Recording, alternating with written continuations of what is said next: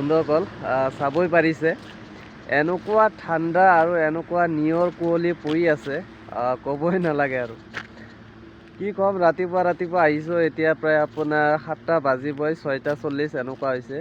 যিহেতু এই টাৰ্কিকেইটা পঠাব লাগিব ডিমাপুৰ। মোৰ ঘৰত যে ডাঙৰ টাৰ্কিখিনি আছিল গোটেইখিনি বিক্ৰী কৰি কমপ্লিট হৈ যাব। বৰ্তমান ইয়াতে 3টা কেৰেট আছে, মোটামুটি ইয়াতে আছে আপোনাৰ 3টা ফিমেল 2টা মেল। তো এই গোটেইখিনি পঠাই আছোঁ ডিমাপুৰ। অলপ পিছতে বাছখন আহিব, বাছখন অহাৰ লগে লগে এইখিনি উঠাই দিম বাছত। আৰু লং ভিডিঅ' এইকেইদিন অহা নাই, কাৰণটো হ'ল